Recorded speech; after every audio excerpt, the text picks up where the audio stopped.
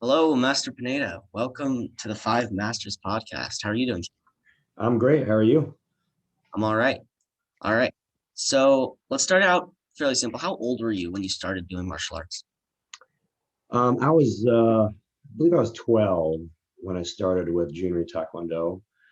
I actually started somewhere else. Not a lot of people know about this, but I actually started at Tompkins Karate, TKA, and they were kind of known for having a lot of studios, not really studios, but a lot of availability for people to take martial arts. So basically, they rented high school gyms.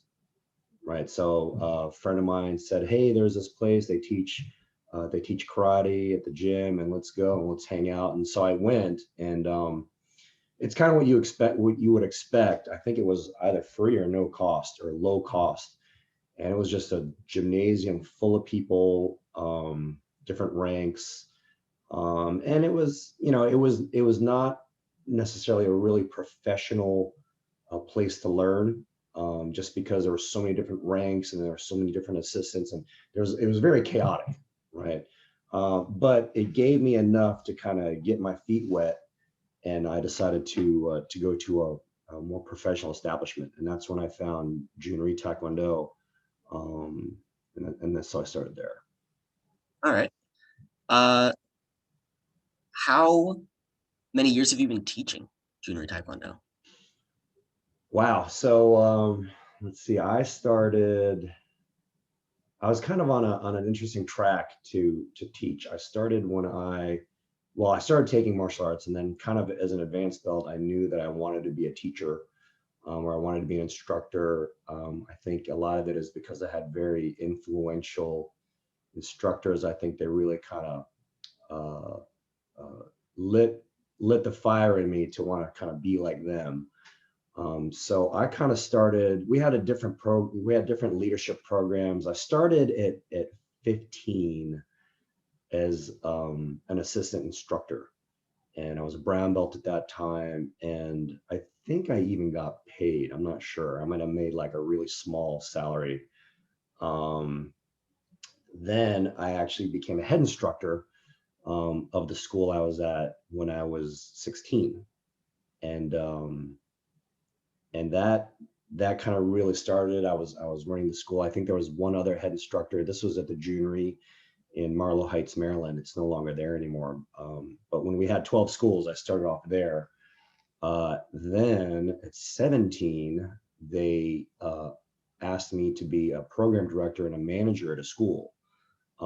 So Grand Master Jhoon's son, Jimmy Rhee, had opened a school in Glendale, Maryland, and sent me there. And of course, that was very surprising that I was only 17 at the time. I was still in high school.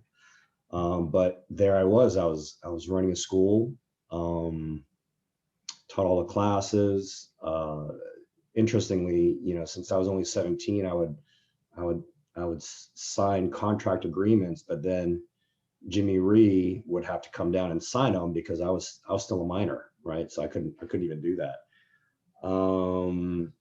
Let's see, I stuck around at Jhoon Rhee Glendale, and then I did all this all through college. Actually, I think I did take a break my junior and senior year just because that's where my course load started to get a little heavy. So I taught. One of the few times I only took a break teaching. And then after I graduated, I taught at the junior Georgetown, and then had the opportunity to teach at a bunch of schools in Arizona. There was a chain of schools. They were the number one martial arts school in Arizona. I believe they were number three in the country, but they were not a Jhoon Rhee style. So the owner had hired me. He said, "Hey, I want a Jhoon Rhee master to come convert the schools over." So he hired me out of Jhoon Rhee Georgetown, and I moved there. I was the vice president, uh, general manager, and then the vice president of the company. We had 5 schools. Each school was 7,000 square feet. I believe we had an average of 300 to 400 students each studio, and I was there for about 10 years. And then from there, see, from there, I is probably when I took my only other break from teaching. I became a network engineer. Was kind of going to network engineering school during the day. Uh, got my degree, graduated valedictorian. Cisco picked me up for 2 years. So I was kind of at an interesting time in my life where I figured if I was going to try something different, that might be the time to do it. So I was a network engineer for 2 years for Cisco. Then yeah, I started to kind of feel why I really needed to be an instructor because I was making, financially great money. I was told I was on a fast track to really move far in the company, but then would feel very unfulfilled because, here I was teaching, hundreds and hundreds of students, teaching them life skills and how to better themselves, interacting with people on a daily basis. And then now here I am at a job where I sit behind a desk and I'm fixing a guy's router, and I gained 40 pounds, started a couple bad habits, and I just thought this isn't for me, regardless of the money. Then went back to then my father got sick. Um, so I moved from Arizona back to DC, took care of my dad before he passed, and then was given the opportunity by Master Rhee to teach at a couple of the schools. Then Master Shackelford, kind of en route to opening my own school. I was actually originally supposed to open the Jhoon Rhee in Merrifield. Kind of in the process, Master Shackelford was opening Jhoon Rhee Arlington, and I had agreed to kind of help him out, kind of teach him the ropes until my school was ready. Um, he we worked so well together. I mean, we completely clicked. And ends up that the space that I wanted in Merrifield was zoned to be a restaurant, and they wouldn't let go of that zoning permit. So I was going to start looking for another location, and Master Shockford said, "Hey, before you sign any papers or anything, let's talk." And so that's the point where we decided to become partners and do that. So to answer Yeah. your original question, I started teaching probably when I was 15, up until now, right? And I'll be 50 And years old Master this year. Shackford will be on a later episode. Yeah, I will talk with him as well. All right. sure. So where in the world has your Taekwondo journey taken Wow. It's taken me a lot of places. I think um, I, Grand Master Rhee had kind of given me the title of head instructor of Jhoon Rhee Taekwondo. And I think kind of with that title comes a lot of responsibilities since Jhoon Rhee Taekwondo is very international. But I'll say I've been to Korea with Grand Master Rhee twice. Um, I think it was like 99 and 01. He did a couple 10-day tours where he would bring kind of a troupe of martial artists to do demonstrations all over Korea. One of those years, actually, we were on the USO tour, kind of Bob Hope's old gig, and we were entertaining the troops all over South Korea. That was very exciting. I went with Grandmaster Rhee on kind of like a diplomatic tour also to Morocco. We did a 10-day tour in Morocco. Um, Jhoon Rhee Taekwondo, and it's also brought me to Kazakhstan. I was invited to Kazakhstan to kind of take part of their tournament, their world championship, and also visit and train and meet a lot of the Jhoon Rhee Taekwondo students and instructors over there.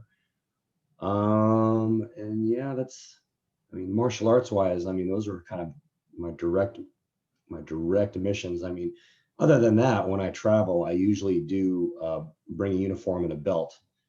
I mean, domestically and internationally, I've always kind of felt I was a diplomat of Jhoon Rhee Taekwondo and would just kind of pop in or make a phone call and say, "Hey, I'm an instructor at Jhoon Rhee Taekwondo. Is it okay if I visit?" And always with open arms. Like I remember I did this one time when I went to the Philippines. That's where my family's from. I just would go there. I'd study. I was very interested in studying arnis, which is Filipino martial art. And so I'd call or I'd visit arnis studios, and it'd be kind of like a nice diplomatic exchange. They'd teach me stuff and I would teach them stuff. But every time I would call, and I tell students this all the time, the Jhoon Rhee name has a lot of clout. around the world, because although there are hundreds of styles of martial arts, and at this point now hundreds and hundreds of Grand Masters, the Jhoon Rhee name is probably one of the most recognized worldwide.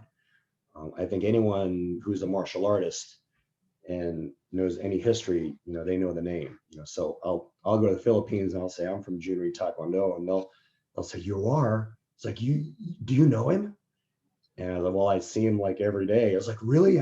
How tall is he? What's his shoe size? What does he like to eat?" I mean, they were very interested in the man, and that actually kind of helps put things into perspective, because I get spoiled sometimes, being around him for so much, that I just kind of lose sight of how internationally well known he is. I mean, anyone could Google him, Google Jhoon Rhee, and of course you'll get our website. But I mean, you can Google him, you can YouTube him, and you'll see it's like, wow, he taught Muhammad Ali, he taught Bruce Lee, he taught congressmen and senators. Um, he's got just an amazing, vibrant history, of who he's taught and who he knows. And of course you know, that makes me very proud, because I was taught directly by Grand Master Jhoon. So it's taken me a lot of places. Yeah. Right. So you kind of answered this a little bit before, but why are you still doing Taekwondo? What's your favorite part about it? What do you like? Yeah. I mean, I think teaching is in my blood. Um, Again, and this actually also goes with education. I think people will find very influential teachers that really set their path in life, whether it's a school teacher or a coach. In my case, it was my martial arts instructors. And they're and oddly, they're still around too. They're still teaching. And I just, they were very empowering. As instructors, you're very empowering. You show people the path that they can reach. You show them that they have limitless potential, that they can do anything they set their mind to. And that is the most fulfilling and gratifying thing. I enjoy teaching students and taking them, on the journey to black belt, and watching them grow and change, right? A relationship with a martial arts instructor and a student is very different. Um, well, it's different than a coach or school teacher, because that's very temporary, right? You see them for 1 or 2 seasons or 1 or 2 years. With a martial arts teacher, I teach them from the day they walk through the door till whenever they leave, right? And sometimes, that's when they come in at 4, and when they leave to go to college at 17, 18, and I'm in their lives, and I literally watch them grow and mature as people, as martial artists, physically and mentally. And that's absolutely the most fulfilling thing in the world. And I think the only reason that I had ever considered trying something else was because I'd only done this. This is all I've ever done since I was 15, and computers and IT have always been my thing, and I tried it. Um, and if there was like a little bit of hesitation, because I'm thinking, martial arts schools, have never been, have never generated, great sources of income, right? Most martial arts instructors, I mean, and same thing with school teachers too, right? Sometimes they just live right on that line, right along the line of means, and it's not like they're struggling, but they're kind of locked into a certain lifestyle. And so, I thought maybe, I could change my lifestyle, in the IT field, since that's growing and is always going to be there. And I think it wasn't until I actually owned a school that I could see the potential of, like, wow, this is great, because now I can both do what I love and make a great living, right? And I think it's kind of weird, because I think in the process of putting all of my energy, because a lot of times school owners also, since martial arts schools are not very profitable, a lot of times martial arts school owners, this is their part-time job, right? So like, in a lot of people I know, they'll work at the grocery store during the day, and then they'll teach martial arts at night, or they've got a day job. But I think I just kind of threw caution to the wind and said, I'm going to do this full time. Let me see how it goes.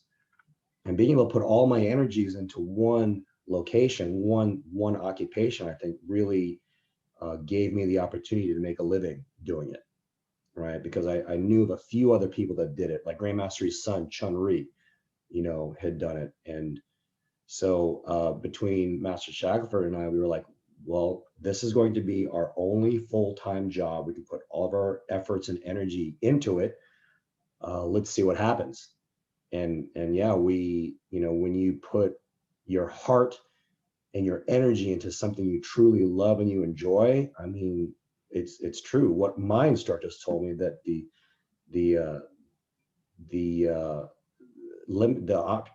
possibilities are limitless, right? I mean, I think when I was teaching, um, my our school had about 115 students, right? It was a pretty good school. It was kind of in PG County. It was South PG County. It was, that was kind of a luxury expense, and not many people had that kind of money to spend in that area. When I moved to Arizona and I ran those schools in Arizona, the schools were actually about 300 to 400 students each school. And at the time, if you had 300 students, you were considered like upper tier, like upper 1%. And we actually would even hit 400 students. And we're like, wow, that's great. And I'll tell you what, I don't know really what happened, but when Master Shackelford and I put our efforts together, um, I mean, and you were there long enough, Ben, I think you saw it, right? We had floor A, then we had floor B, then we Expand. expanded floor B. And so we actually hit 600 students, right? And then actually, I think we even teetered close to 650 students, which is just insane, completely insane in the martial arts world. And that's kind of also partly why, Master Chowfer and I got a big write-up in MA Success magazine. They did a 12-page article on us because we Yeah, were so behind you right successful. there, there's a whole Oh bunch of yeah, stuff. that's right. Yeah, like this one right here. That's the article, dude. Yeah, we made the cover page and they did 12 pages on us. Yeah, and then of course we won Best of Arlington, Best of Arlington, Best of Arlington several years, and that's doing what you love and being able to put your energy into that. So um, thanks to being able to do that, and obviously the support of the students. I mean, martial arts has given me a way to make a living doing it, and I don't have to have another part-time job or anything like that. So, Cool. Yeah. What are some Korean influences that appear in our studio?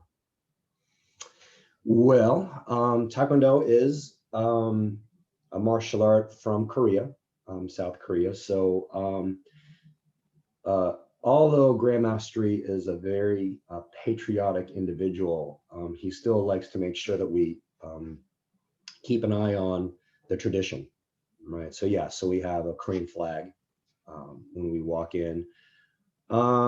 We use Korean terminology from time to time, not as much as originally done. We wear a Korean flag patch on our sleeve, and of course we have a picture of Grand Master kind of lying around. And then other than that, might be little artsy things here and there, like a little bit of Korean calligraphy and things like that. But I We think also basically, hold the Korean flag, or we used to hold the Korean flag in one hand and the American flag in the other while doing forms. yeah, yeah, right. So I think as far as direct Korean influences, I think we just kind of really the language, the terminology, like the names of the forms that we have, and then the Korean flag. But we don't go kind of too overboard. It's not like a Korean immersion um, kind of thing. Grandmaster Reed did want to make a good job. He wanted to really make it very open and accessible to everyone, Americans especially, right? The big melting pot. So he didn't want to kind of over Koreanize it. I don't know if that's a word. But yeah. Yeah. So since the beginning of the pandemic, anti-aging hate crimes have gone up 1900%, which is horrible, it's awful. Yeah. So part of what we're doing here is just spreading awareness and some form of information, trying to help people understand different cultures. So what are some things that we learned? We learned how to count to 10 in Korean very early on. 20, we learned numbers in Korean. We also learned each form has or is in Korean and it means, so we say the form and the meaning, right? Mhm. So the first form we learned, kamsa, which means appreciation, right? Mhm. Do you want to go through uh, why you think Grandmaster Rhee chose the names that he chose for the forms? Oh, absolutely. I mean, so the Jhoon Rhee system is very it's proprietary, right? Meaning that only the Jhoon Rhee schools teach the Jhoon Rhee system. However, there are a lot of other schools that teach it because they were originally Jhoon Rhee schools, and you know, kind of everything spreads, right? The Jhoon Rhee system originated from a traditional system called Kwon, ITF, the International Taekwondo Federation. If you do a little bit of research on Korean martial arts or Taekwondo, you'll learn that there are kind of basically 5 different legs of Taekwondo, and they kind of go in different directions. The one that's most popular is actually WTF, the World Taekwondo Federation, and that's kind of the sport version of Taekwondo, and that's what you see in the Olympics. That is, you know, I tell people that that's kind of it's kind of like the Korean version of soccer, right? How we have every kid in the United States play soccer at one time or another, just as a sport. Well, that's kind of how they do Taekwondo in Korea, right? Grand Master Jhoon Rhee system originated from ITF, the International Taekwondo Federation, which was a little more on the traditional side, less on the sports side. But then he developed his own system after that in the early to mid 80s. He wanted to change the system around. I believe he had kind of hit the peak of where he could go in ITF. He'd become an 8th degree, um, started his own franchise in the United States. At one time, he had, I believe, up to 12 schools in the Washington, D.C. area, and he decided to change the system and become more Americanized. But So do you want to Americanized, explain really quickly what eighth degree actually means? oh yeah, yeah, yeah.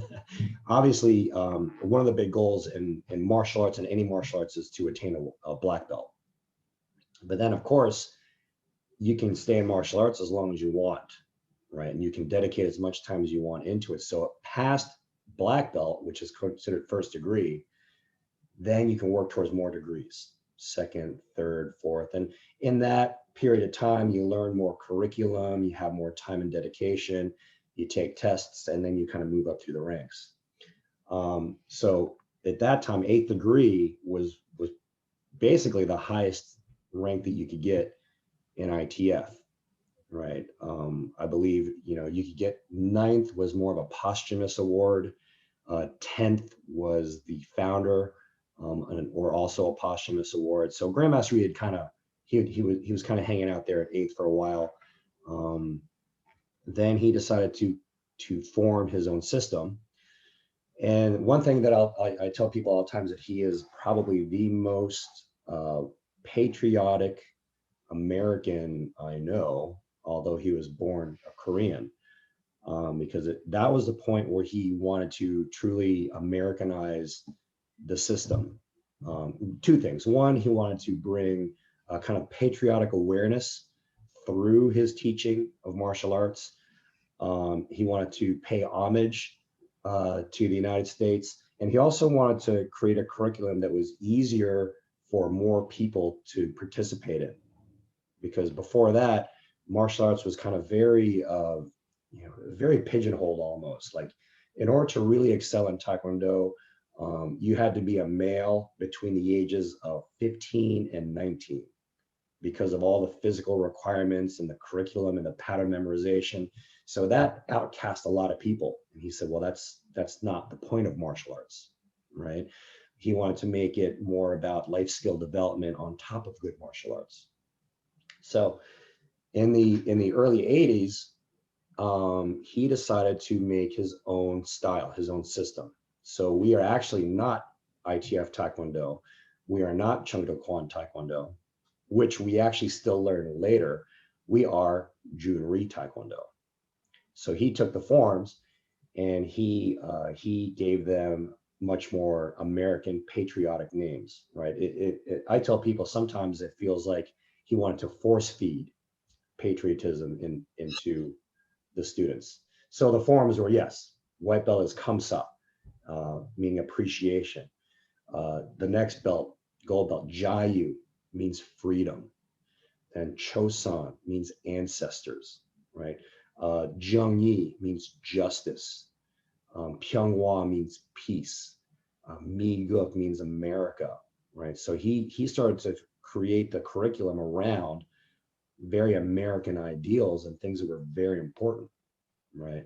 So he really wanted to stress that, right? And then again, like I said, a lot of the Korean terminology went away, right? So when I was a student in Taekwondo, I was around right in between, right when we were switching from the traditional style to the new modern style. So at times I was learning both forms. Um, so I remember the days of when everything was in front stances and backs. These are very low stances. And when everything was taught in Korean, like you had to know the terms of every kick, every stance, every fold in Korean, right? And that you were drilled on that. And then it kind of moved to, hey, let's do more in English, right? Why, let's stand up. Let's move away from the stances and well, put the stances later. So kind of in the evolution of the style, he made it Americanized. He made it easier for a much broader demographic. And he actually made it more of an eclectic martial art also. And I haven't really described it as that way in a while. Um, so eclectic martial arts means that he took bits and pieces of different martial arts, he incorporated it into his own, and he kind of absorbed what was most useful, most practical, right? And a lot of that actually came from collaborations between he and Bruce Lee. He and Bruce Lee used to train a lot. They met at a tournament in California. Grand Master Jhoon had his own tournaments in Washington, D.C. I think there's even a picture hanging in our office of Bruce Lee at one of the Jhoon Rhee international tournaments from, I believe it was like 1963. And so Bruce Lee also was of the same mindset. And he said, hey, let's modernize, improve the system. So, Bruce Lee started off in Wing Chun, in Chinese martial arts. Then he created his own form called Jeet Kune Do. And then Grandmaster Rhee, he kind of did the same thing. He started with Chung Kwon Taekwondo, made Jhoon Rhee Taekwondo. So Bruce Lee would say things like, hey, why are you so low in stances? Like, why do you have to stand with your feet apart and your hands down? That doesn't make any sense. That wouldn't work for real. Why don't you stand up, put your hands up by your face? And Grandmaster Rhee took that to heart, right? And he used that when he built his own system. At the same time, Grandmaster Rhee, he's credited for teaching Bruce Lee how to kick. He said, I don't know, that kung fu kick, it just doesn't seem very strong to me. Why don't you try this? Try this side kick, step behind, pivot, chamber. And he taught Bruce Lee how to do a Jhoon Rhee side kick. It's great too. I mean, if as a martial artist and as someone that understands Jhoon Rhee Taekwondo and the technique, if you were to ever look back at a Bruce Lee movie, his finishing move would be like a step behind side kick. And in my mind, I'm like, oh, I know who taught him that, right? Because most of what he does is like kung fu or Jeet Kune Do, and then when it comes to that finishing side kick, boom, there it is, right? So that's so in that case, yes. And then also on top of that, Grandmaster Rhee, as far as being Americanized or Americanizing the system, he started junior taekwondo in Texas. He actually started off there. He was an engineering student at the University of Texas in San Antonio. And actually, that's kind of where he started teaching. He wanted to be where he could be most influential or be around kind of the movers and the shakers of the government of the United States. That's the whole reason why he moved to Washington, D.C., right? And he actually volunteered his efforts by teaching the congressmen and senators on Capitol Hill. And he did this for over 45 years. And I actually taught a couple classes with him. I met a lot of politicians that way. So he wanted to be very ingrained in the United States, right, with the congressmen and the senators. I believe there's a picture with Grand Master Jhoon and every modern president since he's been here. So big part of it. Yeah, that sharing and collaborating of ideas between the martial arts as well. So you've kind of talked about Grand Master Jhoon. So what was your personal relationship with Grand Master? Oh yeah, it was. I mean, started off as me as a student, just kind of oohing and awing every time I saw the Grand Master show up for a test. Then I had a much closer relationship when I became a staff member. I'd see him and I'd get to know him on a more personal level as a staff member. And then when he appointed me his head instructor, we had a very close relationship. Actually, a lot of that kind of started when I decided to move to Arizona to run that chain of schools. I had spoken with Grand Master Rhee about that, and he wanted to make sure that, of course, everything was taught properly, and we had agreed that I would train with him. So I actually would meet him at his house. I trained at his house in McLean twice a week, and I feel like that probably went on for at least a year. But we trained in his basement twice a week for a couple hours each time. And so we had a very close relationship there. And then, of course, just kind of being through the organization, I became very good friends with his whole family. And then, and then later on in life, when Grandmaster Rhee was, on his way out, I kind of helped take care of Grandmaster Rhee. Yeah, so he passed a couple of years ago. Yeah. I believe I was at the end of elementary school. Mm-hmm. And do you have any stories about him that you want to share? Ooh. Personal stories or just stories about him? Either, it's your choice. Um, let's see. I think let me give you a couple stories about him, just kind of as it applies to diversity. One moment, I'm sorry.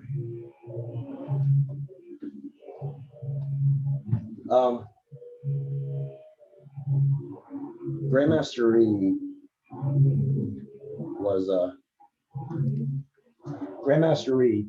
He was very big on equality. One of the biggest stories, I think I told the story on the Kojo Nandi show. He was teaching martial arts in Washington D.C. in the early '60s. It was still segregated D.C. or still segregated America, and he had a martial arts school there. And he had a student that wanted to come take classes. He's still around. His name is Fred Bell, and he was African American. He was a black, African American kid, and he wanted to come to Grandmaster Rhee School to take classes. And he came in through the back door. And Grandmaster Rhee kind of looked confused, and he said, "Hey, where did you come from?" He said, "Well, I came in through the back door." He said, why'd you come through the back door? And he said, "Well, I'm a colored person. We're not allowed to go through the front door. We have to come in through the back door." And he said, "Well, that's complete nonsense." And he said, "Come with me." And he walked him out the front door, and he said, "You come in this door." And so he came in through the front door. He said, "From now on, you come in through this front door. And then he made it very clear. He said, all my students here are to be completely equal. Doesn't matter if you're a man, a woman, you're black, you're white, you're Asian. It's like everyone's going to come in through this front door. Everyone's going to be treated exactly the same, right? And I believe, you know, and that story I really feel really needs to be told, because I believe he was really a pioneer when it comes to racial inequality. As a matter of fact,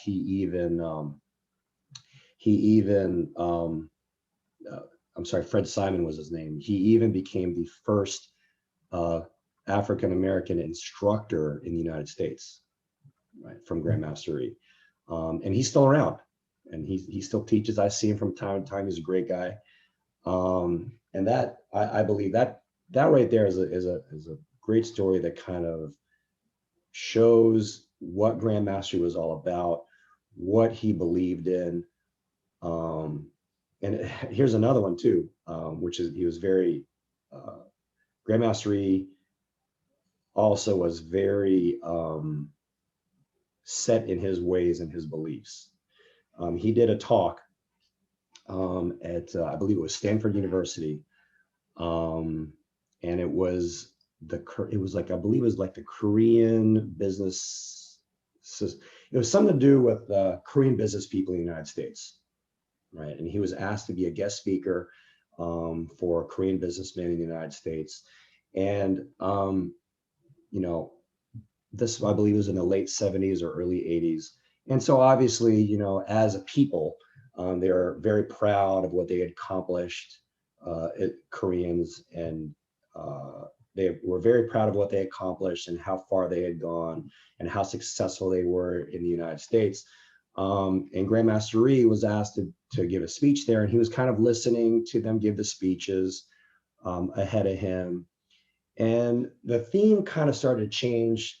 It didn't really change, but the theme was kind of veering towards Koreans can succeed and can do anything just as good or better than Americans, right?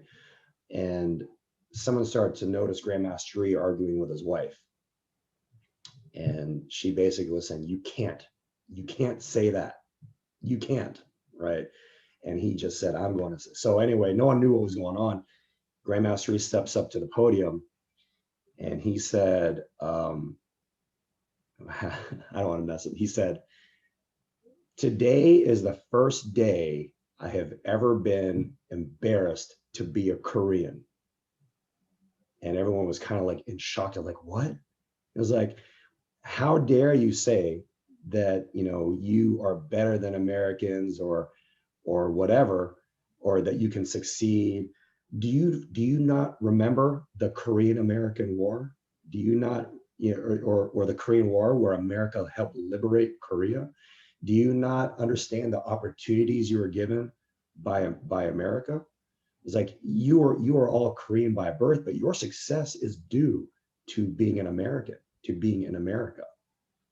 And you know, that was probably a pin drop moment where you could hear a pin drop, and then they kind of like, wow. I was like, they were kind of speechless. They didn't know what to say. And honestly, I don't even know how that meeting ended, but he made his point, right? He made his point that, you know, yes, he was born a Korean, but he's an American, and that they should also understand, and they should, you know, take that into account, right? Their success. Yeah, I got chills while listening to that. Yeah. I got another one too. Okay. You want another one? Okay, because Yeah. you're asking me about stories about Grand Master Jhoon, right? So and again, I wanted to kind of steer this towards kind of his view on patriotism and race and things like that. And I was around, but I didn't go with him. But so part of Grand Master Jhoon's curriculum is that well, actually, let me rewind even before that. In the former Soviet Union, martial arts was illegal. The only people that were allowed to take martial arts were police and military. And of course, their thought behind that is that if we teach citizens, how to fight, punch and kick, then there's a possibility that they could revolt or uprise or whatever, right? So they wanted to suppress the people. Grand Master Rhee, did not agree with that. He knew that they were a major political power, but wanted to kind of prove his point. And so he went on a tour of of the former Soviet Union, and he actually brought one of my students, Carmichael Simon, with him to kind of do demonstrations. I was actually part of the crew that went to the Soviet embassy in Georgetown to do some demonstrations there. And the whole purpose of the demonstrations was to show that martial arts was not about kicking and punching and violence, right? But it was more about life skills. It was more about confidence, respect, dignity, self-esteem, helping develop character. And, we were trying to take the violence out of it, right? I mean, it wasn't, considered a brutal sport. It wasn't considered a sport like boxing. Like boxing is fine. It's just a sport, right? You may learn a few life skills along the way, but that's not the main focus, right? So upon touring all of the former Soviet Union, and then upon, after doing the demonstration in at the Soviet compound, they thought to themselves, wow, martial arts isn't so bad. Maybe it actually is good for the people to teach them, respect and self-discipline. So they actually lifted the ban. They said, okay, we actually know that there are some martial arts schools underground. We will grant you amnesty. We will allow you to teach openly, right? So, and you've heard the story of 65 schools in Russia. That's how it happened, right? So overnight, boom, 65 schools came up, and they said, wow, we can teach martial arts freely now. Who do we have to thank for this? And then it was Grand Master Jhoon Rhee. So then all 65 schools said, we want to be Jhoon Rhee schools. So there you go. That's how we got 65 Jhoon Rhee schools in Russia almost overnight. And so now he's teaching and getting them, to learn our curriculum. Well, part of our curriculum is showing honor and homage to Korea and America. So we have two forms, and you spoke about this before, where one is to the Korean national anthem and one is to the American national anthem. And when they do these forms, they're also, they're demonstrative forms. You hold flags in your hands, right? So you've got a Korean flag in one hand, an American flag in the other. And this was actually hard to swallow in post-Cold War Russia, right? We're talking, the US and Russia were butting heads for a very long time. Communism falls. Grand Master Rhee's got all these schools in the former Soviet Union, and now they're learning the Jhoon Rhee system. But he is actually teaching them forms, and they're waving American flags in their hands, right? Now, if you are a person that was around in that time, that is extremely significant. There are pictures of airplane hangars full of Russians in 1989, 1988, and they're waving American flags in their hands. And it's huge, right? And then upon touring all of the Soviet Union, all of Russia, he would give talks, right? And Grand Master Rhee was very well known for his speeches and his talks. And one of his biggest stances that he'll internationally, right, is he'll say, it is important that the United States of America is the most powerful country in the world.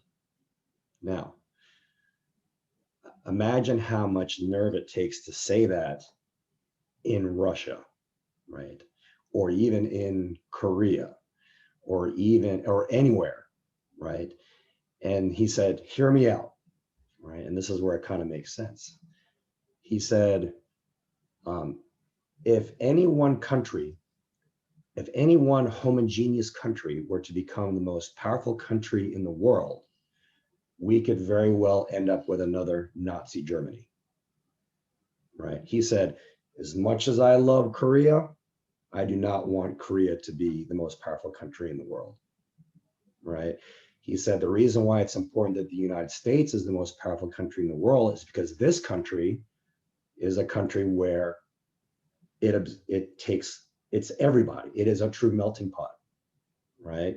And now he said this before recent events, right? But it's obvious, right? We've had, you know, a black president, right, and vice president, and a female vice president. We have amazing diversity, and I believe he may have seen ahead in the future, but he understood that it's the diversity of the United States, which is what makes it important that the United States is the most powerful country in the world.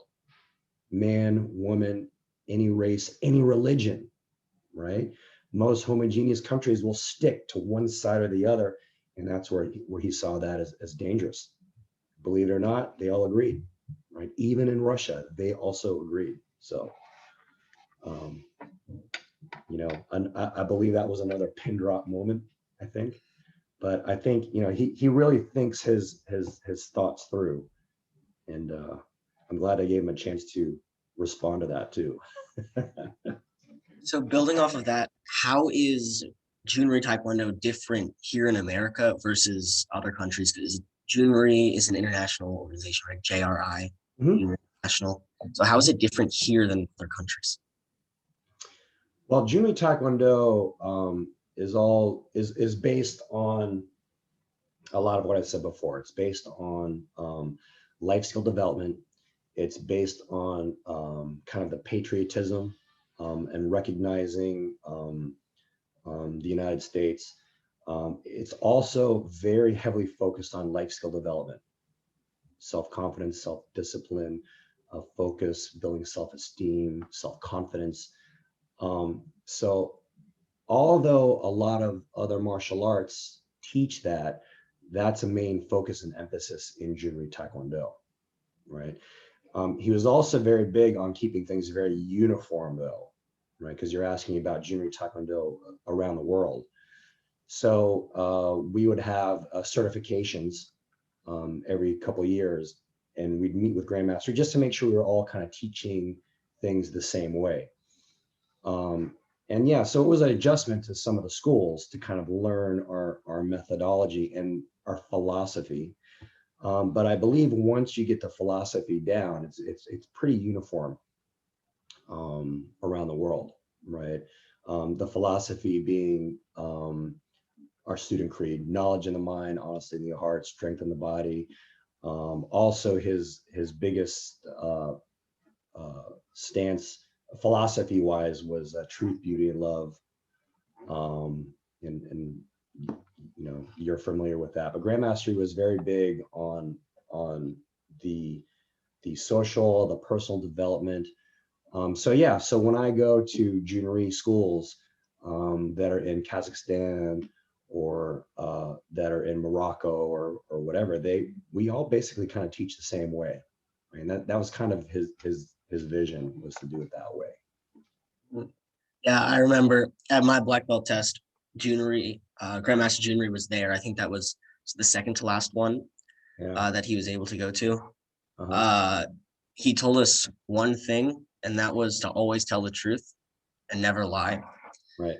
And that's something that's really stuck with me. Yeah. So when we go up through the curriculum, we learn the one he created, the modern, and then once you hit black belt, you start learning the traditional, and Right. that's more. We went up through the modern meanings; those are more Korean history meanings, right? Mm-hmm. So, Mm-hmm. with the exception of the first one, you have like Tengun, hero who founded Korea hero who founded Korea in 2334 BC. Right. Do you want to go through any of those? Any of those have significance? Do you think? Um, I mean, they're, you know, and I believe that's kind of why Grandmastery wanted to model the modern system the way he did. So just like how the modern system kind of pays homage to the United States of America, the traditional system pays homage to Korea, right? To what the founders of Korea, the great inventions of Korea, the locations of Korea, the philosophers and the scholars of Korea. So I think kind of just in general, I think they were kind of designed to make sure that these are people you don't forget, right? It's kind of like it's hard to be an American and not know anything about Abraham Lincoln, right, or George Washington, right? And I think that was kind of their way of making sure that some Korean history kind of was preserved, was to name their forms after Korean people. Um, some of the traditional forms also um, will create patterns and shapes on the ground, which will mimic a Korean character. Or sometimes there are certain numbers of moves, like the 39th parallel or whatever, right? So there'll be a little bit of symbolism that's kind of put into the forms, but I believe the whole purpose there is to really kind of preserve Korean history and culture also. And then to wrap this up, do you want to talk about uh, how Grand Master Jhoon Rhee added the art side to the martial art he had in music performs? Oh yeah, yeah, absolutely. That's kind of as an innovator, as an inventor, as a person that wants to evolve his system, and then also as a person that would not let anyone influence what he wanted to do or what he thought, he introduced music into martial arts. Um, and so, if you just think about martial arts, right, there's a martial side and there's the art side, right? The martial side, I mean, that's almost a given. Learn how to kick, learn how to punch, you spar, you learn how to defend yourself, right? And that takes a lot of conditioning, practice, reflexes. And then there's the art side, and the art side is forms, prearranged movements, which that helps with focus, memorization, mental discipline, right? They both have their advantages or reasons why we want to learn them. However, he wanted to expand more on the artistic side, you know, and kind of in his mind, he wanted to kind of evolve a little bit. He was like, yeah, the martial side is okay. It's getting kind of brutal though. I think we need to focus our energies as human beings on being more artistic than being fighters. Right? He was like, yeah, I want you to be able to defend yourself, but I don't think that needs to be a primary focus. I think we should be more artists. So in that, he created musical forms, which is movements, martial arts movements put to music, choreographed to music. And the first one that he did was done to the theme of Exodus. Um, Later on, he'll do them to American tunes, right? Star Spangled Banner, Stars and Stripes Forever, God Bless America, things like that. But when he first introduced Exodus, he got a lot of flack from the martial arts community because it had never been done before. I mean, he was an innovator. Um, and I said, oh, music and martial arts, that's never going to fly. Why do that? I don't understand. Might as well do ballet if you're going to do that. He actually thought, oh, ballet, maybe I'll call it a martial ballet. Who knows, right? But it just kind of stuck. He didn't give it up. It kind of stuck and it looked fantastic. And then other martial arts schools were like, wow, that's actually pretty catchy, right? And some of them started teaching it. But if you go to open competition now, open forms are open competitions. Tournaments are tournaments where any style can compete, right? If you go to open martial arts tournaments now, the musical forms division's probably the most exciting part of the tournament now, right? People look forward to that. Now the music's changed, the movements have changed, but the whole idea of synchronizing martial arts and music came from Grand Master Jhoon Rhee, and again, he was very shunned for that. So we do that in our system. You know, we learn the original musical forms that he created, the Beethoven, Exodus, Granada. Then we also learn the more patriotic ones that you created later. And then he encouraged us to create our own, right? So, you know, on your way to higher degrees, you know, you find your own music, you make your own, right? So he wanted to modernize it. He wanted to make it more artistic. Yeah, so on that art side, once you hit black belt, there's a lot of new things that you learn. There's the traditional curriculum, Hmm. there's board breaks, there's also creative forms. So you stretch those artistic muscles and you have to create your own form Hmm. based on what you've learned in the other forms. And then once you hit second degree, you have to make your own creative musical form where you have to add music to a creative form. Hmm. And it's challenging. Yeah, It has yeah, it has its own uh, special things. So thank you for coming. Thank you yeah, for being here. We yeah. are coming up right about on that hour mark. Oh, So wow. yeah, Master Pineda, thank you. All right. All right. So yeah, good luck, and I look forward to well, not seeing myself, but seeing, you know, my other staff members. All right. All right. Yep. Thank you. Bye. Thank you. Bye bye.